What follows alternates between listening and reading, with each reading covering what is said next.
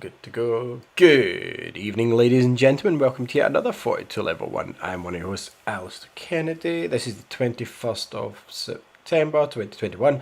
And here with me, as always, the former Twilight Princess of all games, the current Twilight Princess of YouTube, the former CEO of Xbox, the man of many names, and we just call him one. Andy.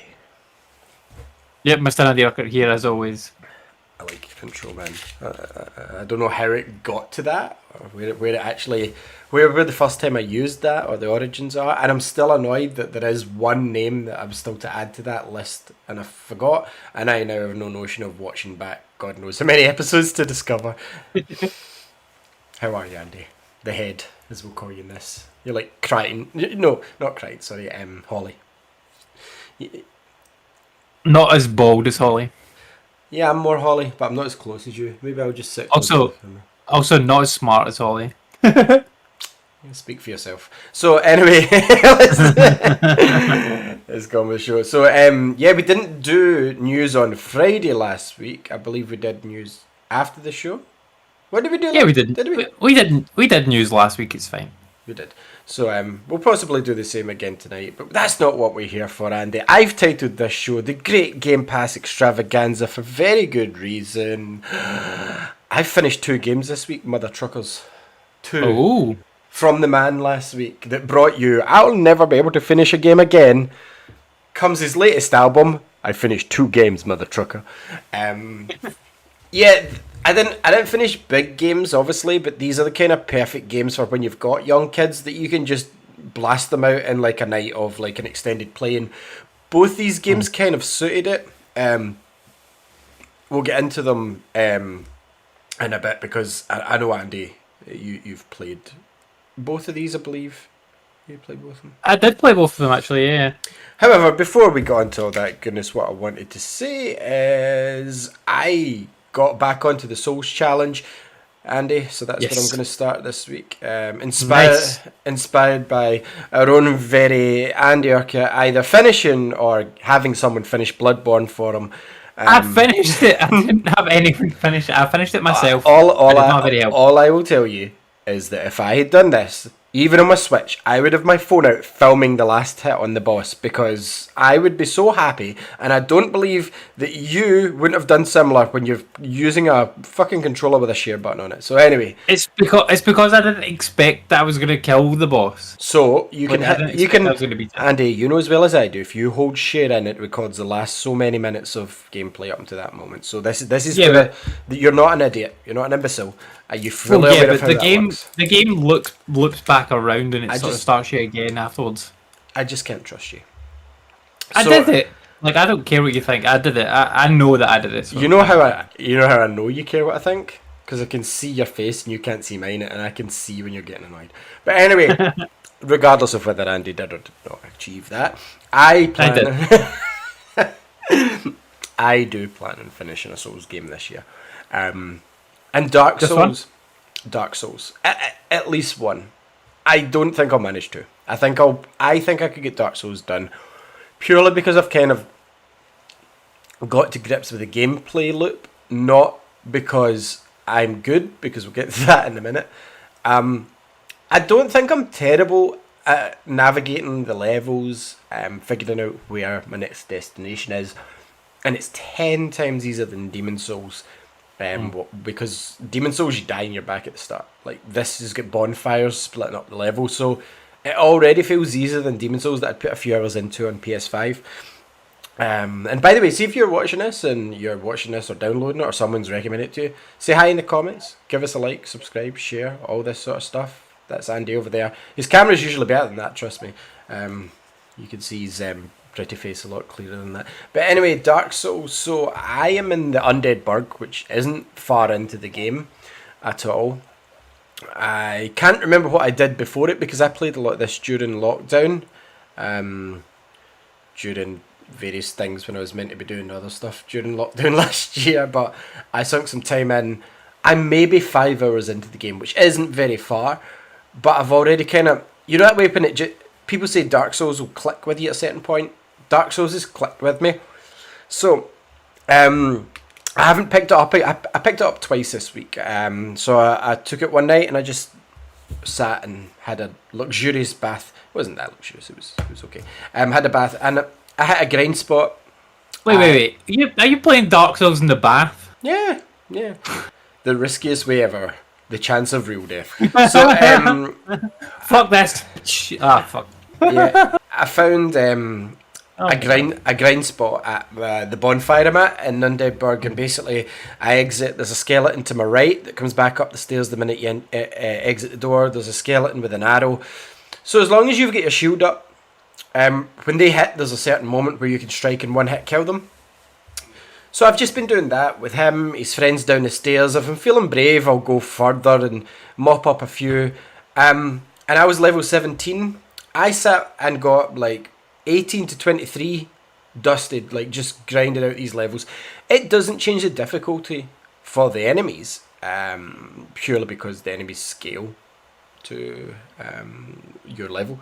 What it does do is allow you to unlock other abilities and enhance the likes of your stamina and health, which is what I'm focusing on in my noob run. Is stamina and health seem more vital to me than really anything else. And obviously I think it's the vitality one that boosts your defense as well, so it's win-win. So I got another level the next night. I got up to level 24 and I went, do you know what, tonight is not a grind night. This was not in the bath either, Andy. This was upstairs in my room when Tasha was watching stuff on the TV. So I killed all the enemies in the area, Andy. Every single one. Wiped them out. All of them. And I did.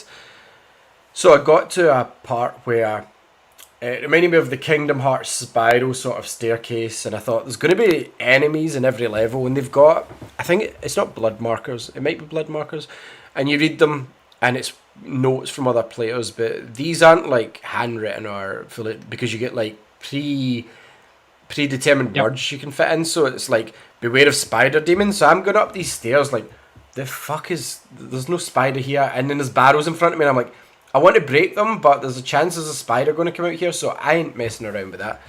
So I died twice before I gave up, Andy, because I went back in. So I decided, right, I've killed more or less everybody because there's a locked door at the bottom. I didn't know I had the key on me at that point, so I just went, right, in Dark Souls to get to the next area, it's a grey cloudy door and you just kind of go and it locks you onto a bridge with a screen filling Minotaur style motherfucking thing that absolutely just wailed me. I dodged it and ran away, and like, you know, in most of these games when you see a big enemy you're like, I can outrun him, and then you run to the other end and you turn round to see how far behind the enemy is. He was right behind me. Like, I was like, well, and I looked at him and he looked at me and I went, yeah, just do it. And he, boop,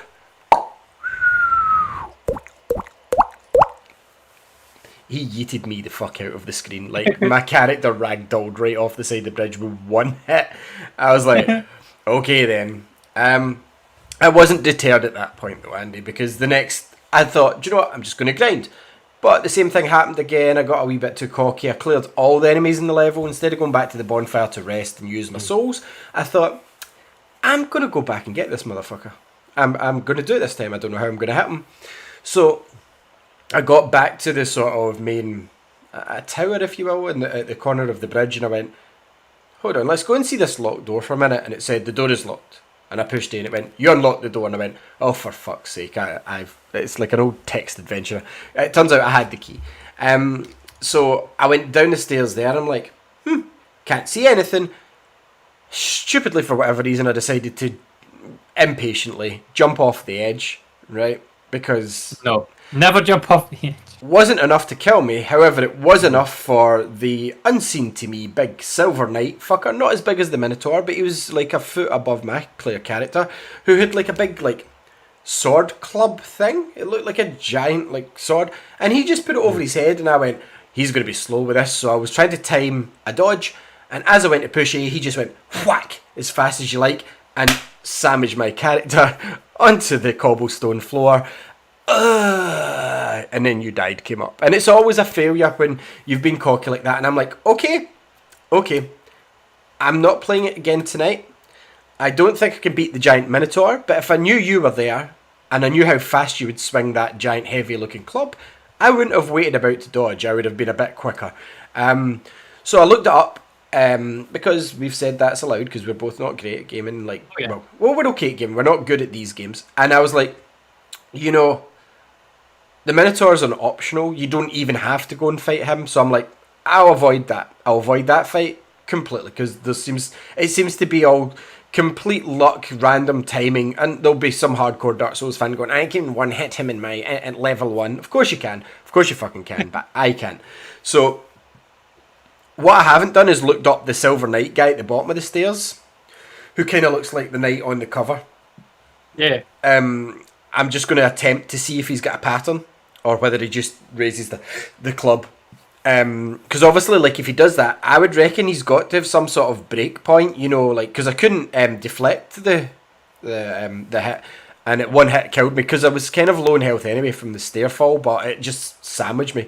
So I don't know if you dodge and he gets it, like, I would imagine it gets stuck on the floor, or it takes him a minute to lift it, and that's when I attack. And if he does that, I want to see if I can do that first, and if I can't, and he just continually whacks at me like that, then I need to see how to beat the whack attack knight, as I'm going to call him.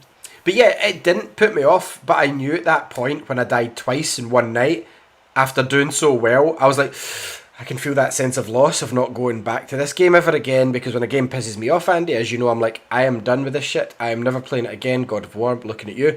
And I don't even think God of War is as hard as this game. However, what I'm planning on doing, now that I know what to do, I'm going to go in either tomorrow at some point, hopefully when Lex is at school, hopefully he sleeps after I've made dinner, and hopefully try and take on Whack Attack himself, old Whacky, down the stairs, and avoid the Minotaur fight, because I've seen it's completely optional. You do not have to beat that Minotaur.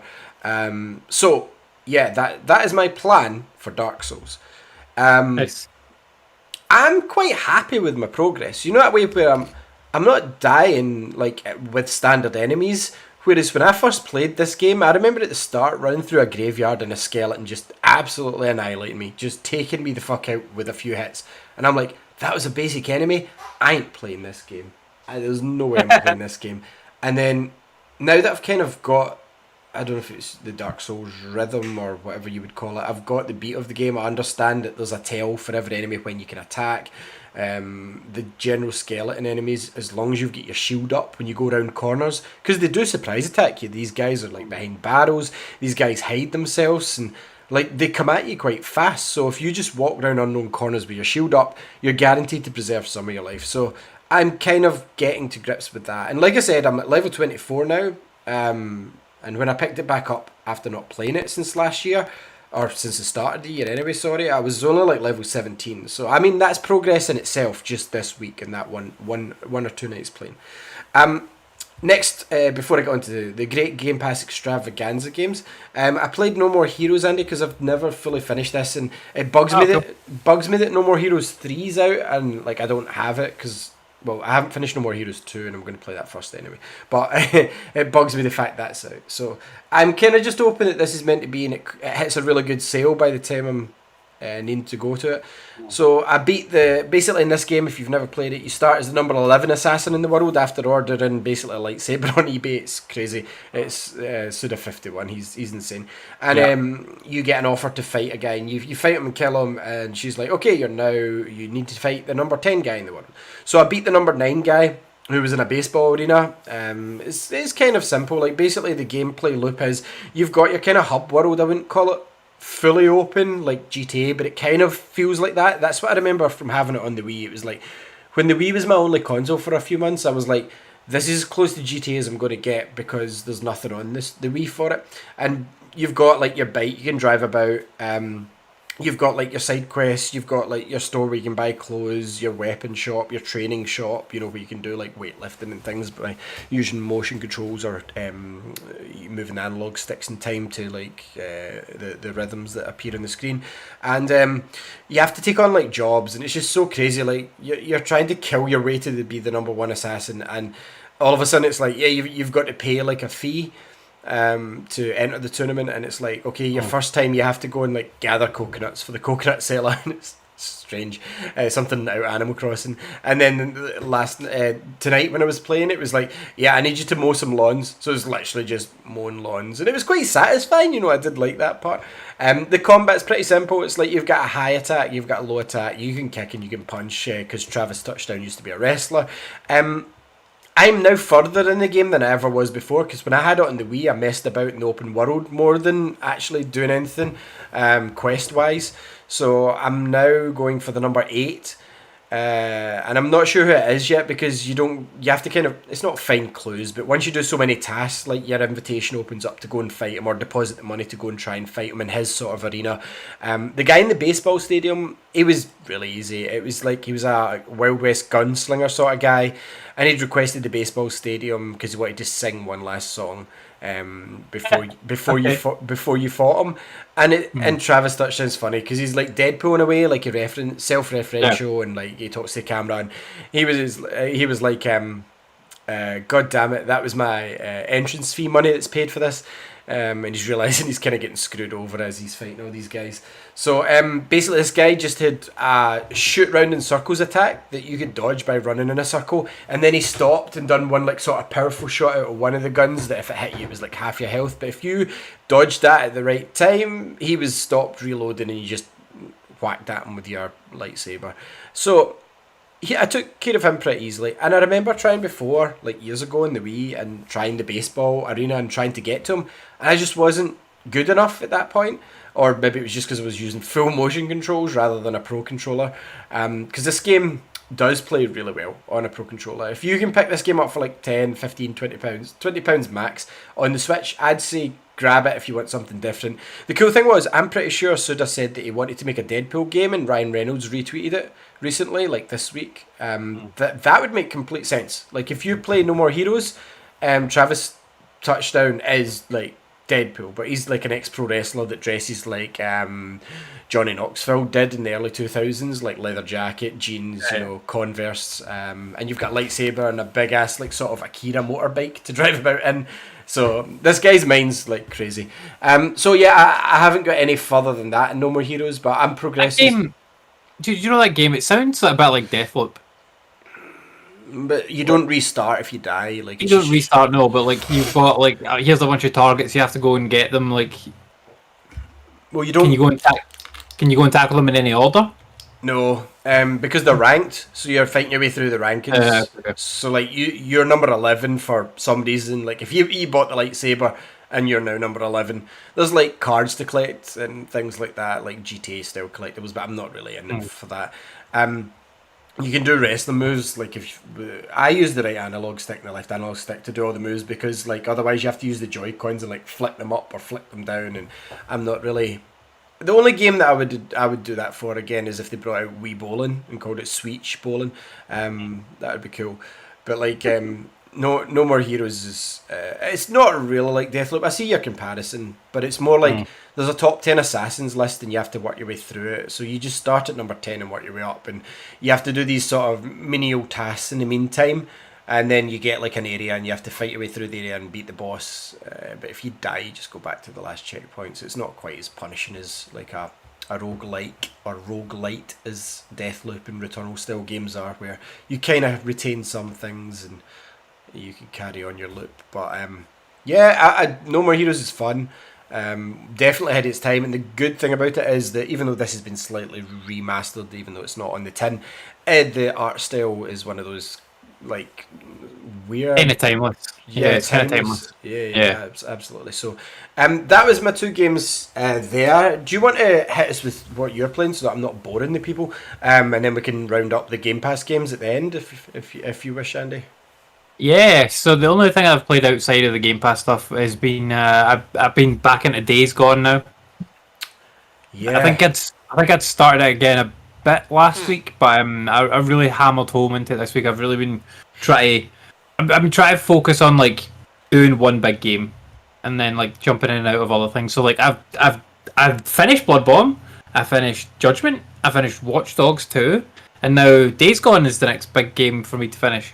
So I've been hammering around with that. I must be about 35 hours into it now. And I have gone, for people that have played the game, I've gone over the mountain, the snowy mountain, and heard the song play. But that seems to be about halfway through the game.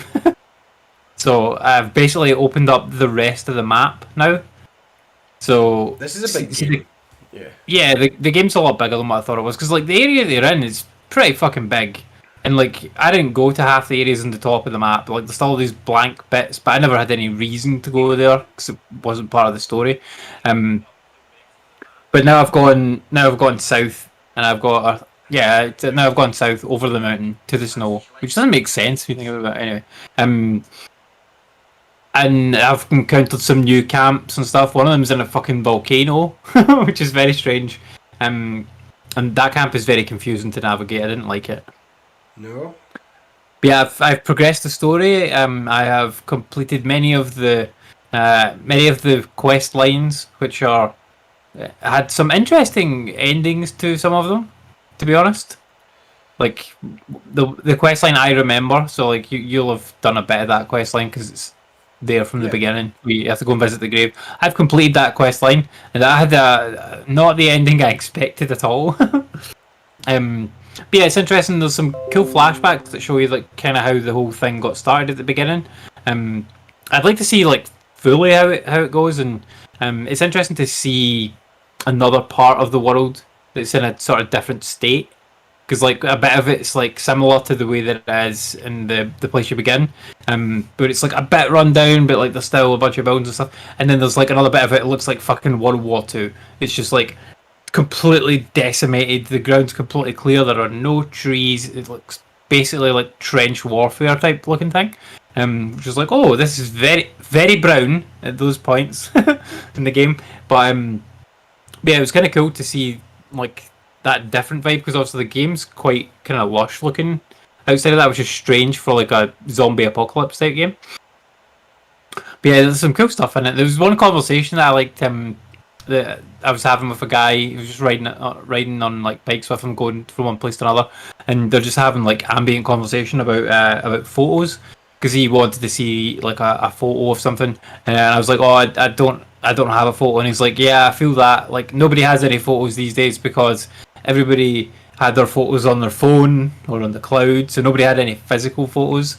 And the only reason like this guy had a photo, and the only reason he had it is because his wife's mum, or no, sorry, his wife's dad was a photographer, and like he had a dark room and everything. So it's just like little things like that. I like the whole kind of like flavor and the world building of it. Like it's really really well done.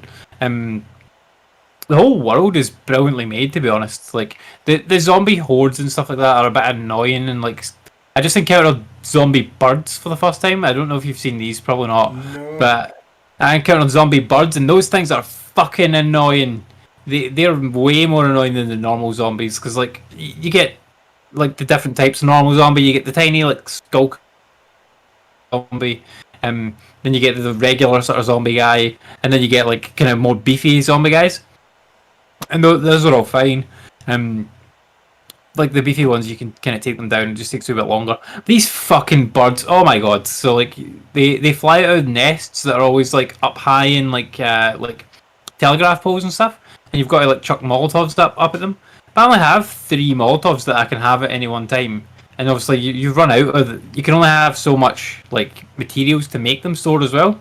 So like I got rid of all of the nests that I could find, and I still didn't manage to get them all with all the resources I had. So I had to go away, get more resources, come back to kill this one last bird nest to get rid of them. You see, try to shoot the birds. Holy shit, they're really difficult to shoot, and they make like a screeching noise. They go "Mah!" and then they come down and they attack you. But when they go, because I thought like, right, that's a tail, because like you'll know from Dark Souls, Demon Souls, Bloodborne, everything. Enemies have this tail, and like this enemy has a tail where it goes "Mah!" and then it attacks you. But the problem is when it goes "Mah!" it's pretty much already on you, and like even if you try and shoot, like, you can't aim at it in time, and you can't swing your like club or whatever in time to hit it. Like sometimes you'll get lucky and you'll hit it as it hits you, and like it'll do a bit of damage and it'll kill the bug. Because they'll die in one hit. But yeah, it's really difficult to shoot them out of the sky, and I wasted so much fucking ammo like trying to shoot these things. And like ammo is like it's not easy to come across in the It's world. not, Like no. it's a roundabout sometimes in some places, and then you get it in basically every single police car, which are not everywhere. And then you can obviously refill at the at any of the bases, but that costs you money, and money's not that plentiful either. So it's like I really don't want to deal with these birds at all because they're a fucking an ammo sap. I think we spoke about it last week that this game would be a lot more fun if it wasn't so survivally. If it was like, it would still be a challenge enough if it wasn't like survival for bullets. I'm not talking about giving you like Gears of War style amounts of bullets. I'm just meaning like a wee bit less harsh with the availability of certain resources. Yeah. Yeah, I think the bullets is the only one, to be honest. Maybe the bullets and the fuel, because there's nothing wrong with the health. The health side of it is fine. The throwables is okay, and apart from that, like that, this is the only time I've ever found it an issue. Because I'm trying to get rid of these fucking bird nests, and there's loads of them. Yeah, I killed my first horde as well, Ali. Killed my first horde, which I was surprised by because I didn't know there was a horde around, and I was just like trying to do one of the Nero outposts, like because you do the Nero outposts and you get like usually get an upgrade in them. Not always though, which is annoying. I wish you got them every time because sometimes you'll go in and it's like there's fuck all here. Oh, all right, okay, but this one I went to like happened to have like a bunch of zombies just like spilled out a train cart when I was trying to do it, and I managed to kill a few of them, and then like I triggered some of them to come towards like an you know you when you activate the Nero things, when you put the power on, it makes the loudspeaker go. Mm-hmm. So like one of the loudspeakers I had not cut it off because I didn't realize it was there. I cut off all the ones I could see, and then there was one more that I didn't see. So all the rest of them got attracted to that, and then I went killed what was there. And then a bunch more came, and I ran away and managed to shoot them down. And like I got down to like my last 2 or 3 bullets, and before eventually killing them. What I did find that was really useful is like, have you come across the Rippers in the game? The sort of like Mad Max gang guys that snipe you and Yes. stuff. Yeah. Yeah. Those guys, they're basically complete fanatics. Where they're basically they don't have any names. They're all covered in scars and they're all bald.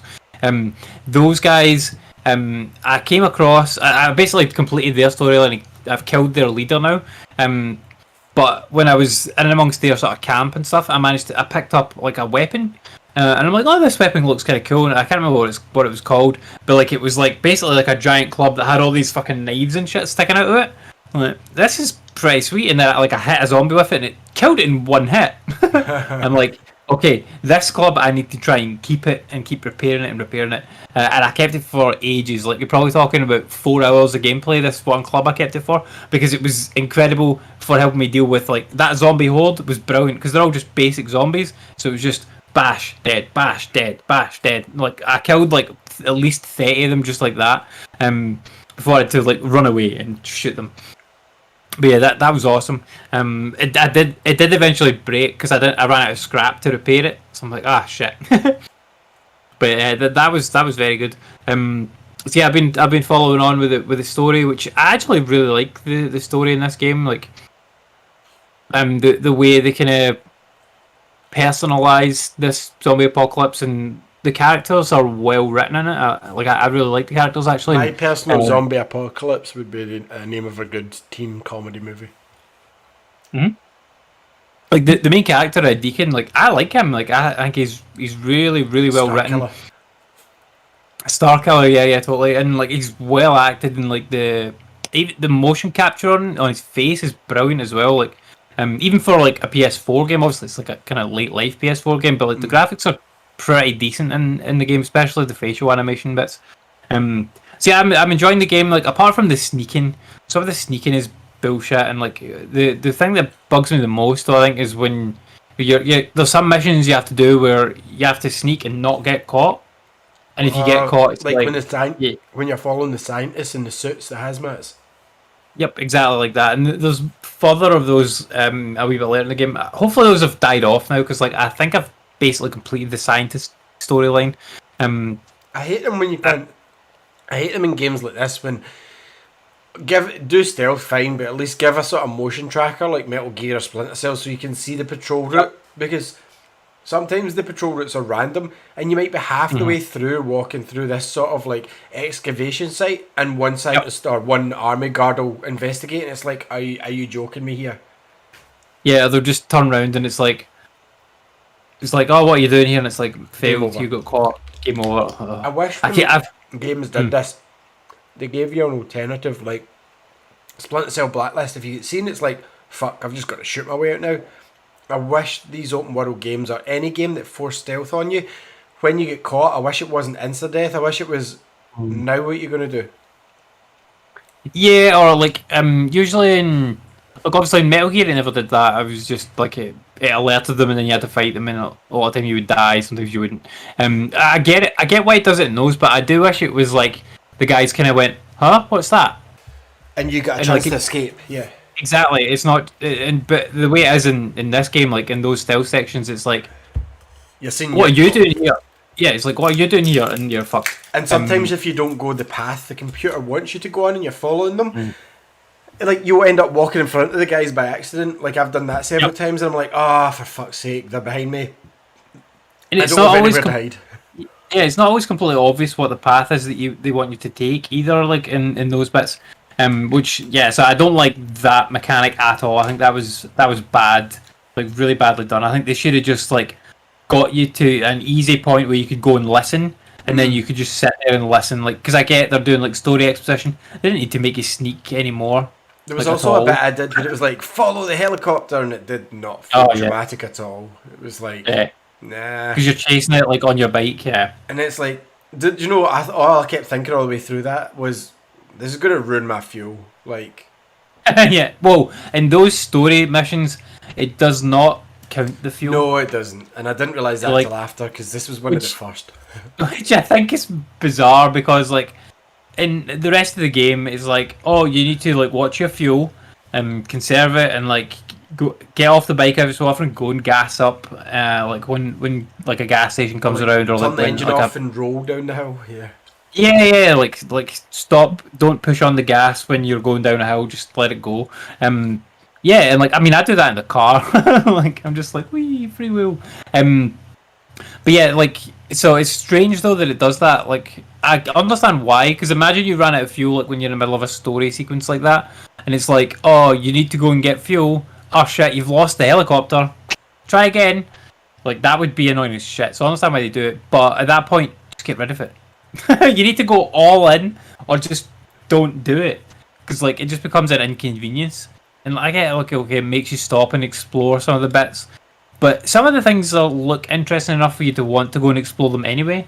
Because I've went off like the beaten path a couple of times, like, oh, I wonder what's in this barn over here, and then like you'll come across like, oh, there's a zombie like hanging up in the rafters there, like, oh, I'll kill him, and like sometimes there's like a sort of minor bit of story exposition in amongst that, or like you pick up like some items or things you can sell and whatnot, so that is worthwhile to go and look around. But yeah, I think they should have not used that fuel mechanic. The fast travel is also annoying as shit because of the fuel mechanic. And like normally in a game, like if you've been to a place before, you can, in an open world game, you can generally fast travel back to there. Pretty much every open world game has this, like even Breath of the Wild. Yeah, even Breath of the Wild has it. So you're not retreading the same ground over and over and over again, because it does get boring. It gets tedious. So what you want to do in each area is go out, do your mission, and then just fast travel me home. I don't want to go all the way back. Especially because some missions will have you like with not a lot of health afterwards, and sometimes enemies reappear or enemies have moved in, so it's annoying. Fast travel should be honestly in every open world game.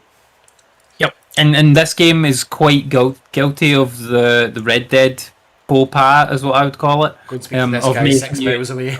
Of making you go all the way across the map to go and speak to a guy to get literally one line of dialogue from him, and then have the next part of the mission be all the way back at the base. My favourite part was when Andy was messaging me about this the other night, and he said, the guy had a fucking radio. Yeah, he literally has a radio. He talks to me on the radio all the fucking time.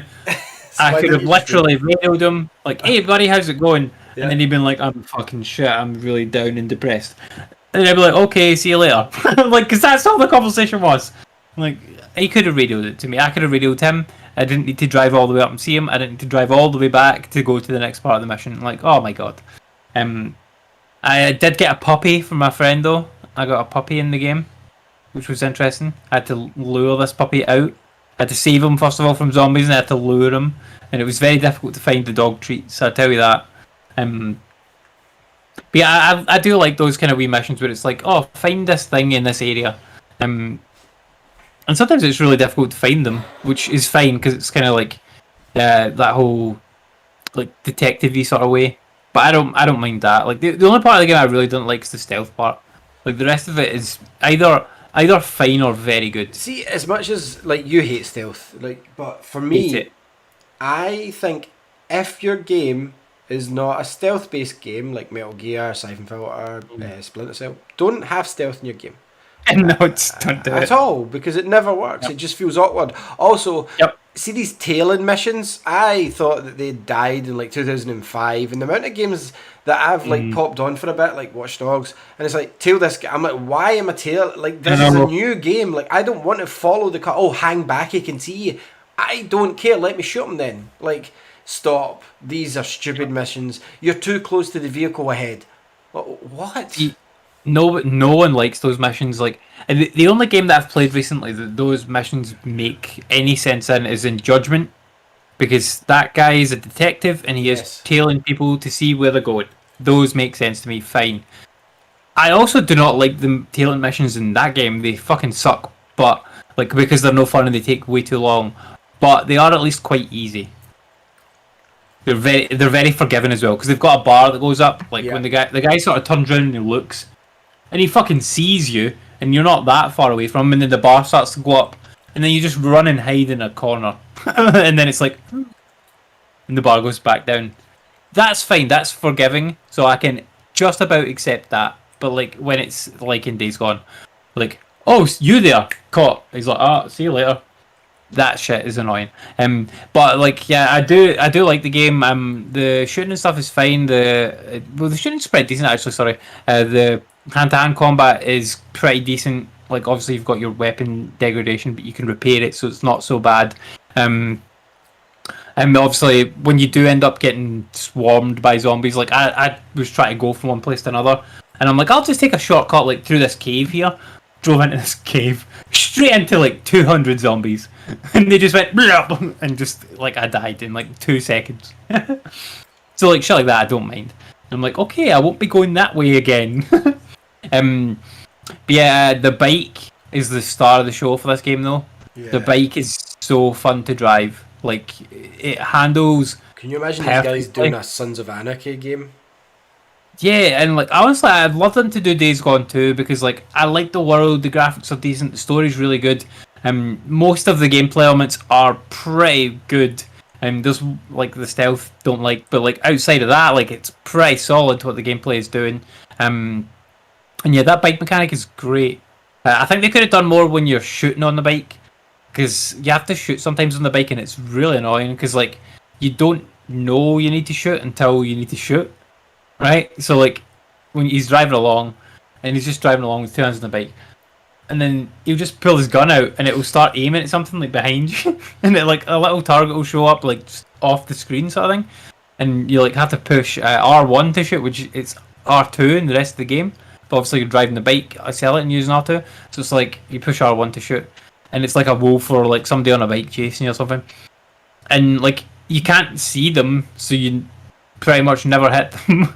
And then eventually like it'll come up and it'll flash up with like an R1 button prompt and you push R1 and then that'll shoot them. But if you miss that button prompt, then like the wolf or the guy will like fucking knock you off the bike.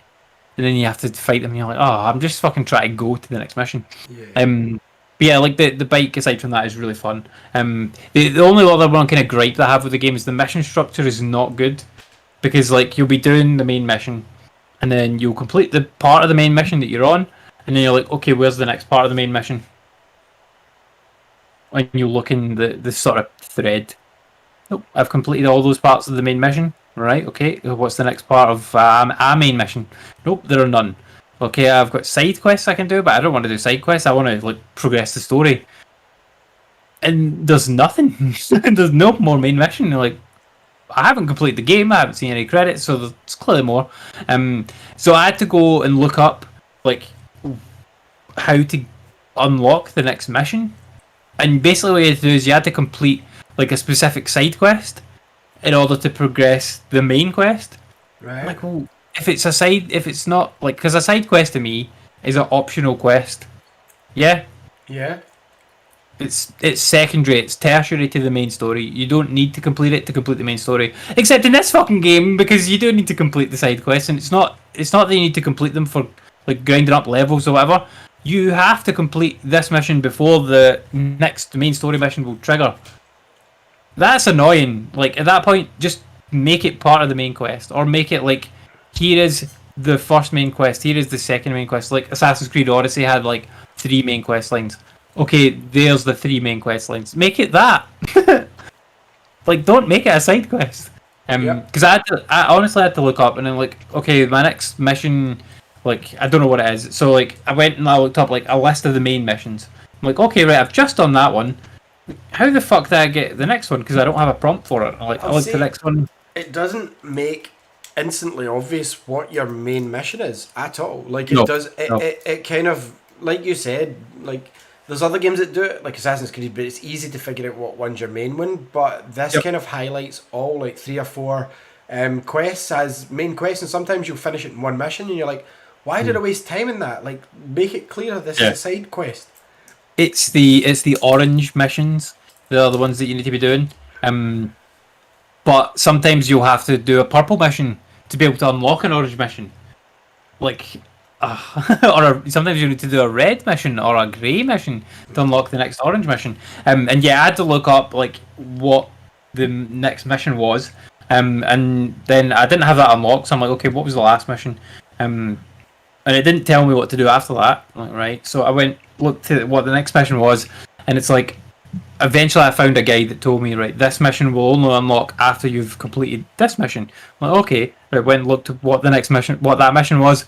I didn't have that one either, so I had to like go back like 3 or 4 steps to go and like find what mission to do, so that I could then go and unlock the mission chain to get to the next main mission. That is annoying. Yeah. But like, that's been the hardest part of Days Gone so far, working out what mission to complete to progress the main story. But I think I'm on like, now I think the way where I'm in the story now, it's kind of hitting a like little loop of going to like 2 different camps, and like I think I'm going to basically gonna go back and forth between those, and then do the kind of 2 main quest lines for them guys in order to progress. Because I know what my main goal is right now is to like get a thing off a guy, and I'll not tell you what it is because you might play this game at some point. It would be a spoiler. So I need to get a thing off a guy, and I need to build up my trust with this guy so that I can get the thing off of him. So I need to do the trust missions. So that part of it I understand. Like, it didn't make sense in the first half of the game. In the second half of the game, it does make sense. But yeah, like I've definitely been enjoying it. I've put quite a bit of time into it, and that's good. That's going to be my kind of main game till I finish it off. Like I say, I'm probably 35 hours in. So supposedly when you get over the mountain, it's like about halfway through the game when you unlock the second half of the map. It's about halfway through, so I'm maybe another 5 hours on from that. So I've still got a wee bit to go, I think, before I get to the ending of this. But I think I can see it through. I don't think the game does enough things right for me to push through it. I think it's nice and it's good to mess about in here or there, but it's not one that I can ever see myself going back and focusing on solely because it's pulling me back to play it. I think it's too easy to put that game down and play something better. Like, there's always going to be something better, and it's a shame. But I think if they ever did go back and do a sequel, they would really nail it. Like I said before, I think that would be Assassin's Creed 2 of this series. Yeah, and I mean, I think this is leagues above where Assassin's Creed 1 was. Oh yeah. Like as a baseline for like, here's what an example. Here's a starting point for a new IP. Like, what did we think? And like, the game was well received and it sold pretty well. But they're just not making another one. It's really weird to hear they weren't making another one. Yeah, I'm very surprised because it's the type of game where you put out Days Gone 2 and all the people will go, oh, Like, yeah, I love Days Gone. I will play Days Gone too, and all the people that didn't play it go like, "Oh yeah, okay." Like Days Gone. Oh yeah, I have it free on Plus. Like, let me try it. Oh, it's all right. Yeah, like I'd play a new one of this. Like, it's a no-brainer. But anyway, like that's the only game that I played outside of the Game Pass games. And yeah, I'm gonna be playing that for the next couple of weeks. I think. Awesome. So, to round things out tonight, in our great Game Pass Extravaganza episode, I played 3 Game Pass games. I want to cover the one first that I don't think you tried. Did you try I Am Fish yet, Andy? No? I did not, but I did play I Am Bread. Sure, so like this is by Not the this same week, but people, yeah. and minor spoilers. At the start, I don't know if it's spoilers or not, but basically you're at a bakery and there's 2 loaves of magic bread, and a guy takes one in a car and drives off, and I'm guessing that's where I Am Bread starts, and the woman takes the other one and takes it to the pet shop to feed the fish. So that's how it directly ties in. I mean, come, like, what? Yeah, That's just try to be too yeah, meta and too clever. yeah. Like, I Am Bread. I Am Bread is a game where you control a fucking slice of bread. And Living bread. Your objective is to get it toasted. Yeah. So your objective with the fish is you're basically in the fish tank with loads of your fish buddies, and it tells you the basic controls of how to swim about, which are awkward and horrible. And then your fish gets sold one by one, and you're in the bowl yourself, and then you realise you can move the bowl, and it turns into Monkey Ball, which annoyed me. I finished 3 levels of this, Andy. So finish the first one, you escape the pet shop, and you get to the ocean. And as you get to the ocean, you realise, oh shit, I'm still stuck in my casing. So you're still in the bowl.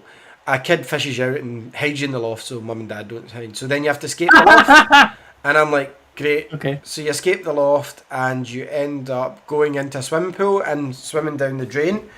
And once you've done like a level in almost the sewers, which is awful because it's kind of like Echo the Dolphin jumps, but they don't work as well in this game. Are you outside of the bubble, the ball? You're outside the ball at this point.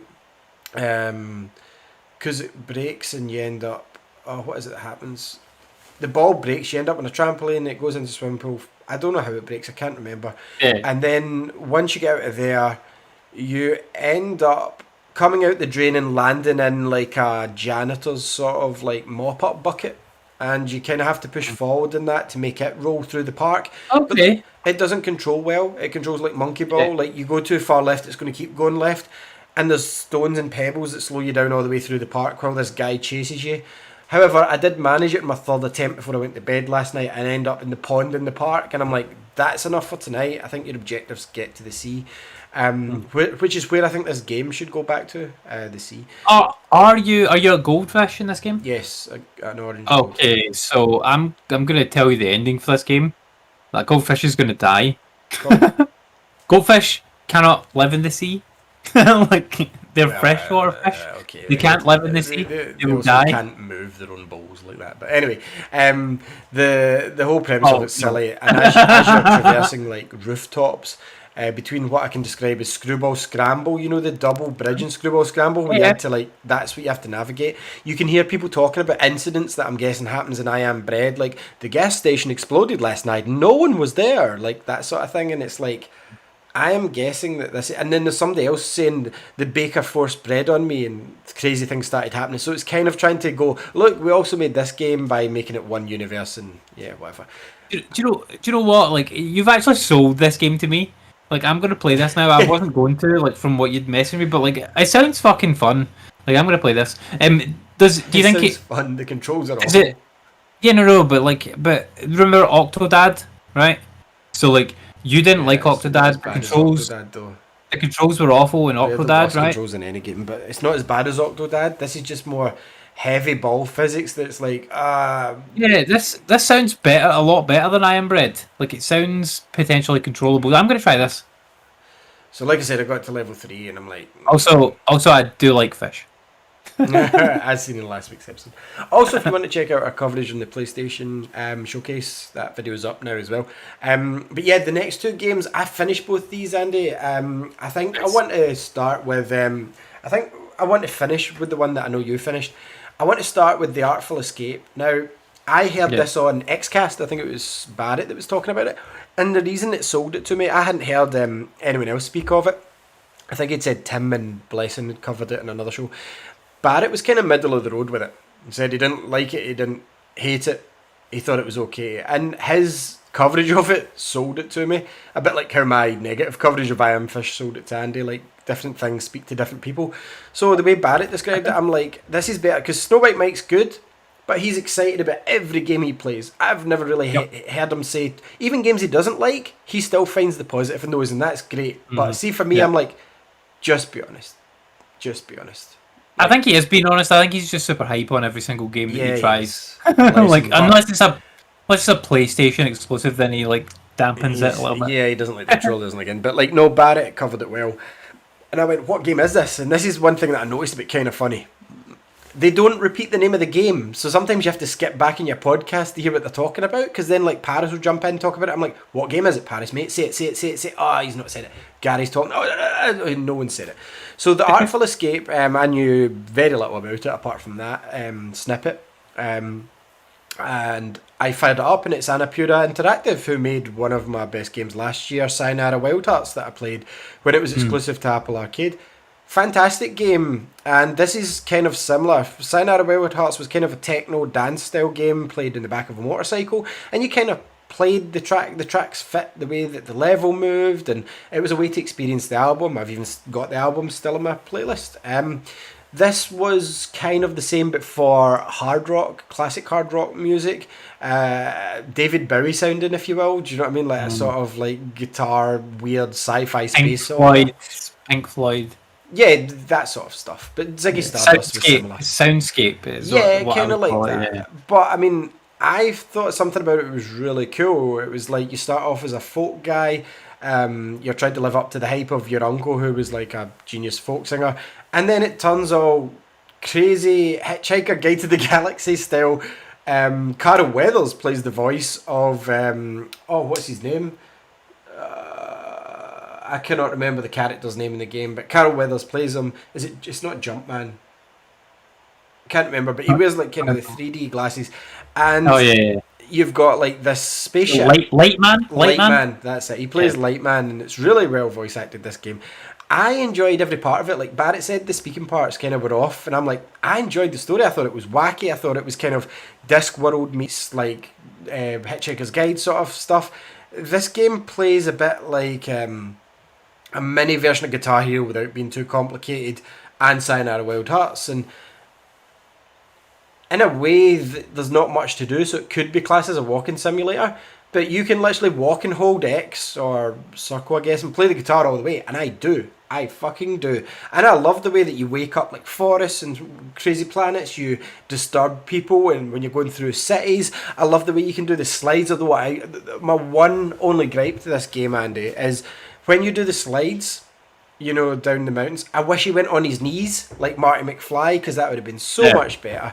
And basically all this builds to is you doing your folk show back home, and it's a really cool sort of journey of discovery for this guy as an artist to find out who he really is, and is he living up to the wrong sort of hype, and can he get out from under his uncle's shadow, and what it means to be an actual artist rather than a guitar player in the game. Not that I'm a musician, but it was really cool the way the story was told, and like I love the setting of this living spaceship that has got like a theatre in the middle, and like tree the something lung, the galaxy lung or something, transports you different dimensions where you have to play concerts for different beings and stuff. Star Gardens, I believe you got to, Andy. Is that the amusement park part where you? I literally just got to that. But yeah, it's like, I think it looks like a roller coaster. I've just got to that though. Andy, I know it's an unwritten rule of the universe that if I love a game, you have to be met on it or not like it. Andy, this game could be my game of the year. Like, that's how much I like this game. I'm in the stages of weighing it up against Monster Hunter Rise to see which one I preferred. I'm not joking. Start to finish, I was thoroughly satisfied. It held my attention every minute of the way. I get that I slate you for calling books games, because you do. But this was, gameplay-wise, it was more just a way to experience the sort of music, whether you liked it or not, Andy, soundscapes, be it whatever you want to call it. It was a way of hearing the tracks, rather than, like Sayonara Wild Hearts. You were on the motorbike, but there wasn't a lot of choice in what you were doing. It was just kind of go forward, jump here and there, and I like the way these games work, and like I know Annapurna Interactive don't always make this style of game, but see, every game they make from now on that's a music-based one like this, I am in, and I need to know about them. I don't know why I missed this one, but that's 2 for 2 in my mind. Sayonara Wild Hearts, then this. I don't know if I like this one better than Sayonara Wild Hearts, because Sayonara Wild Hearts was almost perfect. It was more of a love story, and this one's more of a journey of discovery. Couldn't tell if it was the same studio. This one's got a higher budget, you can tell just with the cutscenes and interactions in between, the voice acting as well. I'm sure there was a couple other famous names I noticed in the credits last night, but Carol Weathers is like, man, he's the main standout for me, and the way the story goes is funny. But yeah, that's about it. It kind of reminds me of like you're an indie. What was that I described it as? Like it's an indie Guitar Hero kind of platformer, if you can call it that. Very basic platformer, mixed with a music album, and I just really like the way it worked, man. Like it really, really spoke to me. But what did you think of The Artful Escape? I didn't like it. Of course you didn't. No, I didn't like it. I think the game has a big problem at the beginning because like it gives you that whole slight little tease of like, oh, I can make sounds with my guitar, and like it makes you like make a nice big sound, like a space opera type sound. And, like, oh, okay, this is kind of cool. And then it makes you go and speak to like all the fucking people in the town, and all those people are cunts, and I don't want to ever talk to any of these people again. You don't have to after the town, to be fair. You like, oh my god, just the slowdown there was ridiculous, and like honestly, the pace of the game is just too slow for like what it's trying to be, and like, yeah, I like the visuals of like, see when you're going through some of the kind of like crazy, yeah, the crazy backgrounds with like all the like the planets and spaceships and all things going around. That looks cool as fuck, and like the music works well for that, and like I don't mind the music. It's not my favorite type of music, but experimental. It works in that context, and like I especially don't mind that as like a video game soundtrack. It's very well done for like a video game soundtrack. But the gameplay is too slow paced for that type of music, and like it looks like it should be fast, and it's not. It's slow as fuck. Like when you're doing the platform bits, the guy should move twice as fast as he moves. Like he's just running from right to left, and all you're doing is very basic platforming. And yeah, you can hold your X button so that you can play the song, and then you can do accents to it, like by pushing triangle and stuff like that. But like if you push triangle, it slows you down. Well, like you get like an Iron Man jump with a guitar that you slam in the ground as well. Yeah, that's what I mean. Like it slows you down. It slows you down. Though, yeah, but it's not a game to rush through. If you want a game to run through, Andy, fire up Sonic. This is a game to enjoy and marvel at the backgrounds and listen to the music. I honestly would love if it was Sonic. See if this guy moved at the speed of Sonic, I would like the game twice as much. Honestly, I would probably like it. I know, but I would like it a lot more if it was. I think it would be more fun and more like, let's go. Like, but yeah, this whole just like sit here and enjoy the visual. Yeah. Oh yeah, cool. It's cool. Right. Okay. Give me something else now, and then it just keeps going for like the whole level. No, it's a slow paced game, and like didn't take me long to finish it. It's not a long game, but it feels longer than it should be. I think it's just because you don't like it. Get over yourself. Build one bridge in Minecraft and get over it. I might finish it. We'll see. You should. Did you play Sayonara Wild Hearts? Actually, I don't think you did you? No, I never did play that one. It's more fast paced because it's set on the back of like a motorbike and stuff. Yeah. It sounds more appealing than this one, but I mean, I might go through and finish this one. You're just eager for Forza Horizon 5, aren't you, Andy? That's it. You need the speed. You feel the need for speed. I mean, I like to drive around in driving games and do nothing. That's what Forza Horizon's perfect for. Yeah, like I like to just smash billboards. They have billboards I can smash. Yeah, they've got billboards. They've got fan boards. Okay. Yeah, absolutely. Okay, I can go and smash billboards. Some of them are a challenge to get to. Like there's one I'm still basically I like Burnout Paradise. That's it. Awful game. I went back and tried that a few weeks back. It is not aged well. But yeah, the Artful Escape, it's all right. Like the music is decent. But like I would say that they've written one incredible track, and they've just like tweaked it so far. Like I'm guessing it will change a lot. Like and by the time I get to probably the end of the game, it's probably way different from like how it started. It feels like one continuous track going on through the entire game so far, which I get the idea they're going for, but at the same time, I would rather they had completely different tracks like the whole way through.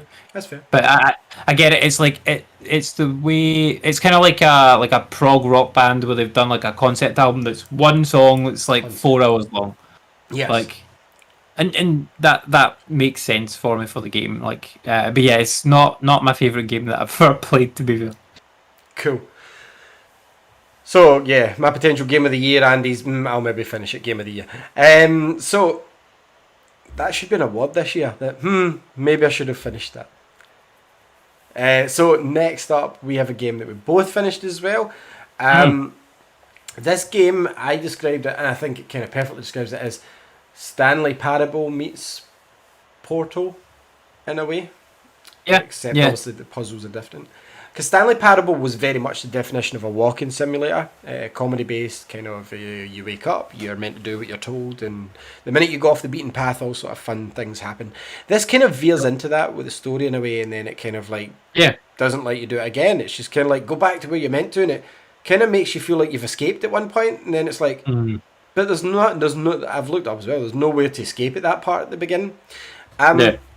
I will let Andy talk about this more first, but my general thoughts on it, it lost direction in the end. I think it became very up itself and convoluted. It became very... I didn't feel like I was solving things more than... Like, I was more stumbling across solutions rather than being clever. Especially the fucking elevator bit, where it was like, go left, go right, go left, go right. I was like, this is not fun to play. And after so many failed attempts, you should just show me what way it is. And then at one point, there was another one where I was like looping, and I had to go through floors near the end, and it was like giving me a ding if I did it right, and giving me a if I did it wrong, put me back to start. Frustrating as fuck. The most fun part is the first 3/4 of the game, where it's figuring out sizes, even though it's not perfect, like putting big cheeses next to things, knocking down walls, looking at things from different perspectives, and that's kind of the hidden meaning behind the game. But yeah, I think at the end it kind of got up itself and convoluted, and it could have been a contender. Like when I started, I was like, this could actually knock away the Artful Escape. This isn't on my Game of the Year list at all. I can't say I enjoyed my experience with it. I thought it had some clever ideas and just dropped the ball 3/4 of the way through. But I'll let you talk more in depth about it, Andy, because you finished it just tonight, I believe. Yeah, I just finished it not that long before we came on, to be honest. I wanted to finish it because I knew you'd finish it so we could talk about it. Yeah, like I think the games does some really, really cool things with the way they use physics, and the way they use perspective. It's brilliant. Like all those puzzle type things are really, really well done. Sometimes they are extremely obtuse, and you have to think very outside or inside the box. Yes. To be able to solve them, and like you'll be looking at something for like 20 minutes and you'll be like, I don't know how the fuck to solve this, and then you'll just like happen to like look a different way. Like the one I got stuck with that like I solved was like there was a room and I had no idea what to do. There was like I can't remember, like a locked door or something in it, and I was just looking around, like I couldn't find any way to do anything. Like nothing's interactable with here. What the fuck do I do? Because it's always up to that point been something you can interact with and like make it go bigger, make it go smaller. But then, like, I happened to, like, look up at the roof. And I'm like, oh, the moon's up there. And, like, I happened to just cursor on the moon. It's like, grab the moon. And I'm like, oh, okay. And I brought the moon down and, like, I had stuff on it. Yeah, I'm like, oh, fuck, okay. That's what I do. Like, stuff like that, like, really cool. Like, and that's thinking way outside the box. Because, like, that thing wasn't even in, like, the room at all. And, yeah, like, there's a few times where that happened where, like, I'm trying to solve with the stuff that's in the room, or try to solve the room with the stuff that I have, and I just had to go outside of the room, which is cool because it's like you need to think outside of the box, and I think you forget that quite a lot, like even in like normal day-to-day life, like for puzzle life solving. But yeah, like I think the thing that kind of lets this game down is the story. The story's trash. I don't know what that was. Sorry, I forgot to touch on that. Like, it kind Yeah. of made up as if you were in like an institute getting studied, as if it was going to go somewhere. You had this Scottish doctor guy saying stuff every time, and it led to nothing. There was no resolution. No, it's there nothing. was like this sort of nice worldly message at the end, but the entire story of the game, I'm thinking back, going, so was I a patient? Wasn't I? Basically, the way that I see it is that it's kind of like Inception, where you're sleeping, and then you keep like you're in like a deep sleep, and you're like keep going deeper and deeper into the different dreams. So you're in a dream within a dream within a dream within a dream type thing, Like and then you need to like the Matrix or Inception, and then you need to like wake up. Like by the end of the game, by the end of the game, you wake up, and like that's the end, and you're back to your real person. Do you know, two of did. my down points though, Andy, before you continue, right? I only get stuck at one part that wasn't even a puzzle. It was that stupid bit that reminded me of Max Payne when you had to walk along the blood line and each side was falling off, and I was like, this is so fucking stupid. It wasn't even a puzzle, and it was just starting to annoy me. That part, and then I didn't get stuck. It was a part where it was like an anti-gravity room almost, and it was meant to make you feel like you were going left, and it felt like you were lazy and sleeping. I'm like, this is just annoying. And see, when I managed to grab the door to exit that room, I was like, thank fuck, just get me out of this room. This is shit. See, when it hit highs, it really hit highs, but then it really hit some lows at other parts, and it missed the mark for me. Like, but sorry, that's just my thoughts. Like there was definitely some really good puzzles. Like I think you're right with the early game puzzles were really strong. I think they lost their way a little bit maybe in the mid game. But I actually liked the ending because I'm like, how did they ramp this up? Like, because I got very frustrated at the green room puzzle. Like the green room, it was where you had the two portal doors that you could walk through. See, the one I was saying to you about that I was stuck on yesterday, that's where I'd stopped yesterday. So it was when like, I told you that you... it was basically a big green room, you've got two doors you can move around, And there's a keyhole. and then there's like a keyhole up top, I So, knew what like, to do straight away, but it was figuring out the perspective of it was so hard. mate, I could not fucking work out what to do with that at all. Like, and you said what, stack the two doors on top of each other? That's how I did That's not even how I did it. Because I was like, oh right, so if I go through one, then I get bigger or smaller. So like if I just get big enough, then I'll be able to like get up to the keyhole and go through. But then once I got to like be a decent enough size, I'm like, oh fuck, I'm too big to get to the keyhole. Like, shit, I could not work out to do it. But like eventually it worked out that you make one of the doors tiny, and then you get up to a size where you can have the tiny door and you can put it inside the keyhole. And then you just walk through the other one. I basically made them both giant and just dropped one on top of the other, walked through the one at the bottom, and then appeared. Oh my god. I tried to do that over and over and over again. I could not get them to sit on top of each other at all. They were like colliding with each other like... Again, with the size thing that you pointed out, like when they first did that, when you could move about the sort of houses, I thought they were going to do a lot more with the size, and they didn't really do anything. I'm glad they didn't. I hated being small in a big world because it takes fucking forever to move anywhere. Do you know what one I thought was really clever? The paradox one. It took me a wee while. Like at first, what I did was I lifted the building out, and I transported myself into it, and then walked about the streets like with the two buildings that was there. And then sorry, spoilers if you're going to play this, but taking it with you was brilliant. The way that worked, like if you just carry it through. Yeah, I liked that, and like I actually liked the way that they kind of ended it all with like. They threw like so many different like little ideas at you that you hadn't seen really before in the game. See the chess pieces to make the floor appear. Yeah, that took a minute to work out. And do you know what I kept doing with that one as well? I'm like, I kept on picking up the chess piece when I'm like standing on it. I'm like, but like I really liked that whole thing, like because that one was different from anything you'd seen before in the game, but it made sense. Like within the context of the game, and like all those bits. I think my favorite one was like you walk up to one and it's like there was a white door, but you walked up to the door and you couldn't go through it, and I'm like, oh, but I can't go through that. Okay. And then there was a one small cube, and then there was like a big a door up high. I'm like, okay, I couldn't get like obviously the cube.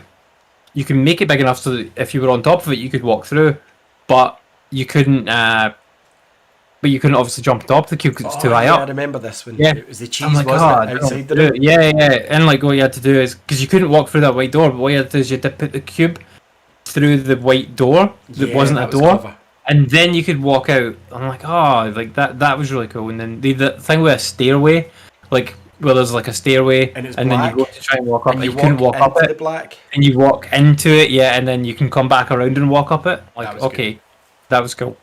The way they used white in that like end sequence, I loved it. Remind me of that Unfinished Swan. Yep, that's exactly what I thought of as well when I was playing that whole segment. I'm like, this is like really cool. The bit in the staircase when you walk up it and you take a right, I felt like I should be throwing paint everywhere. yes, definitely. And like I really liked that game, Unfinished Swan. It was really well done. And then this was kind of similar to that for the end part. And like I liked the way they kind of ramped it at the end. But like I said, I didn't feel that the story drove me in any way through it. Like I was being driven through it by like wanting to see what they would do next with the puzzle. It's like what puzzle will they try next? And like what weird mechanic will they come up with now? See, how will I solve this? That was cool. The bit I mean by its downfall is they had some really fucking cool ones, like where the bouncy castle and you go in the bouncy castle and you end up looking at the bouncy castle and you move onto the top diving board to get out. That was awesome, right? But then you'd shit ones at first where it's like just 2 swim pools and you just have to jump on the cube and jump up again. Like those ones were like, that wasn't even really a puzzle. You've got a cube sitting in front of me. I just turn around and pick it up and use it as a stair for the next bit. There was too many boring ones, and then like the looping hallways, the looping elevators, the silly one where like the red sign where I get stuck for a while and I had to shine it through the window to see the other side of the room. Now, I tried jumping there, right, before I did that with the sign. And those boxes don't appear till you shine the light on it. They don't actually allow you to go up. That sucks to me. And I'm like... And then there was the other one where you'd kind of get stuck for a bit and I jumped in and I got it straight away. And it's like... I know it's just a different way of thinking, but it's like... Turn around and walk out with it. Like, sometimes they're just done on purpose. Yeah, they're just done on purpose to confuse you. And then sometimes the rules would bend. It's like, you can't take objects beyond this point. It's like, watch me, I'll just drop it on the other side. Then later in the game, it kind of enforced the rule more, where it's like, you can't go through this door because it will make you drop the thing. Yeah, like it has like a thing the barrier. Door, Sorry. Yeah, like I liked most of the stuff in the game, but the story was not good, not worth anything. No. And like it definitely reminded me of the Stanley Parable because it's got a similar sort of like a similar vibe to it. Yeah, and it's got the narrator and stuff like that. But like the Stanley Parable like has incredible writing and it's funny as hell and it's really well done. And like okay, maybe it is more of a walking simulator, but it's still a puzzle game because you still have to go and interact with things. And you still have to like go different ways and whatnot. Like, so I think that they could have made a better game here if they'd gone more down that like comedy, that tongue-in-cheek obscure route. Yeah, not necessarily like full on comedy, but like the way that Stanley Parable did it was spot on. Because I mean, this is no comedy. It was trying to be too serious. Like, and it's like no, there was very very slight elements of comedy in there. Like they were trying to be funny at bits, and it's like that wasn't funny. Yeah, like. Not at all. And they could have made some real funny jokes and stuff like that, or like at least kind of semi-funny jokes. Like it would have been good, and I think it would have been better. But yeah, the gameplay's good in it, and like most of the physics are spot on. It does have like a few bits where the physics are very tricky. I felt to get the right size of thing. That's what I mean by you sometimes just luck out. Yeah, totally do. Because there was a few times where like there was like a ramp or something like that, and you had to get it to the right perspective, and like I would line it up so that like say there's a ramp up to a door, and like I would have the door and I would have the ramp, and the ramp would look to me, my perspective, like from the character perspective, exactly as if I was going to go straight up and go straight through the door. But then when I put it down, it's like fucking miles away. Yeah. So like shit like that, I'm like. That sort of stuff bugged me. So like I get why, because it must have been incredibly difficult to program that. Yeah. Like hats off to them for doing, isn't it? Yeah, hats off to them for doing it. To be honest, because like most of the time it works pretty well. So they've done a really good job with it, but just sometimes it's just not quite right, and it's especially annoying because like if you do 4 or 5 puzzles in a row where the perspective thing like works perfectly for you, and then you just expect it to work perfectly again and it doesn't, and you're like, oh, Yes. Like it's if you've very just made frustrating. a box the right size and then you get another one, it's like I've just done this way and it doesn't seem to be Yep. working. And then do you know Yep. what frustrated me at first till I figured it out was, see when you start like trying to like lift the door off and then it just clones another door. It's like, oh no no no. And then like the apples, I want to lift the apple and it's like pop pop pop pop. I'm like, Yeah. right, fine. That I that was didn't enjoy that that. was funny. I That didn't was enjoy funny. that. I like that, and like I don't know why I did it, but like I pulled every like fire thing. It was like I could see. I did all. I Yeah, because squished we were out kind of all of the fire theorising that there extinguishers was going and to be like more to the story than there was. Like, I kept thinking, I keep turning this alarm off for what reason? Like, I thought maybe that was a secret way of ending it, and then I realised no, you have to you have to turn the alarm off to open the bedroom door in the first place. It doesn't open. I noticed that near the end. yeah. And then like there's a soda machine that kind of compels you to push it till it stops working and drink and get the soda. And I made the soda can big and dropped it, and made it burst all the time, and like you end up doing this routine and it's almost as if it's forcing you into it, and I thought, oh, this is going to be really clever, and then at the end it was just sort of, in life, look at things from a different perspective. And I'm not taking anything away from the happy message at the end, but I thought they were angling for something more. Like, they could have took this concept and done a really cool sci-fi story if they weren't going to do a comedy thing, and like made it really good. I mean, there's kind of horror-ish elements where there was blood trails that led to nothing bar a room that was being painted, and I was like, Yep. you had all these like threads of story that led to nothing. Like, I didn't really know what the doctor was up to. I didn't really know what the test was all about. I didn't really know what the whole point in that was, and it just seemed like they were just padding it out with this sort of misdirection to turn around and say, look at things in real life from a different perspective. Sometimes that's what they said at the end, and I'm like, yeah, but at the end of the day, mate, you've kind of half built a story and went, we don't have an ending for that. Let's just put in something philosophical at the end and call it a day. Yeah, and I It's don't mind lost that. all over again. Kind of is, yeah, and it does make sense in terms of the way that the game works. But like, I do feel that they kind of designed the game first and then added a story later. Yeah, I do too. They didn't really need Yeah. a story. Or they should have had it like No. Portal, like have the comedy like that, like Room 1, test subject, must not do this, error. And Yeah. they kind of did that in a way, like It that. did a wee bit, yeah. And that part where you're like, oh, cool, I'm escaping, I've been to a part where Yeah. I'm not meant to be, and then there's nothing, it's just nothingness. Yeah. So, yeah. But yeah, I like. It's an I almost liked was it. for me. Yeah, I liked it. I didn't love it. Like, it was decent, but I'm glad I played it on Game Pass and didn't pay money for it. Yeah, I would agree on that.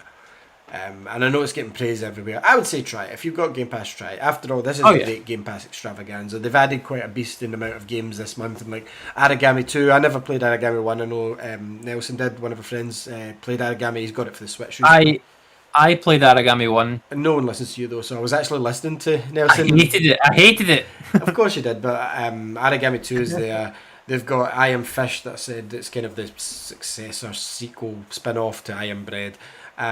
Subliminal and Artful Escape. Artful Escape, I think it's blatantly obvious after listening to us that what Barrett said was right. That it was either Greg or Tim said you're either going to love it or hate it. But Barrett said he was in the middle for it, so he's just an anomaly. But I loved it, and it's potentially my game of the year. I think there's a game that's going to steal its crown for me in October, but at the moment, this is the best game I've played. What's the game in October that you think's going to steal its crown? Are you filled with dread, Andy? Oh, I'm quaking in my boots. I'm looking forward to Dread. I'm going to get Life is Strange next week. Are you not getting a certain game on Friday before we finish? Do you mean Lost Judgment? I do, Andy, I do. I think we're going to get Kenya Wild Spirits or whatever it is as well today. So, no, because there's no physical version of that game. Oh, is it not? I thought there was. No, it's digital only at the moment. So if there was a physical version, I might have picked it up because it's one of them ones where I'm like, yeah, it's a one and done. Plus, I'm not sure about it, so I'd rather buy that one physical. But yeah, Life is Strange and Lost Judgment, I'll get. Cool. I'm not gonna get Lost Judgment on Friday because we need to wait for payday. But I think when we're going to payday have comes- to do a pickups video next month because I've got something big coming in 2 weeks. Oh, Remember? Ooh. So I've got that because I could literally. Well, I don't know. No, I can't do it. I'll do an unboxing separate, but I could obviously show it at before I do my unboxing and payday pickups, and then obviously I'll have my special edition. I can do the special edition kind of have a wee look at that during pickups. That'll be cool. So yeah, we're going to wrap it up there. But thank you very much for tuning in and watching the great Game Pass Extravaganza with myself, Ali, and Andy. Subscribe, share, like, comment. Anything in Game Pass that we're missing that we should play. Does anybody out there know any Purina interactive games? It sounds like cat food. Purina interactive games that I've missed that is very much like Sayonara Wild Hearts and Artful Escape, because I want to play them all. Try Subliminal. I would say at least try it if you're a fan of games like The Witness, Myst, Stanley Parable, Portal. Even you might find something you enjoy in it. But for me, Yeah. do you know, it did intrigue me at the end. Sorry, I'll just wrap up. You unlock director's commentary, and I'm like, I would be interested to see the way they thought about some things, but I don't exactly want to play the same game again because now I know all the solutions to the puzzles. Yeah. And it's not that long a game for me to go, how do I do this one? It's there. So anyway, yes, thank you very much for tuning in and watching, and we will catch you all next week. Bye. Bye. If I get the right perspective for my thumbs, it's going to look like 3 thumbs because I'm so bald just now. Jesus. No, well, my head's going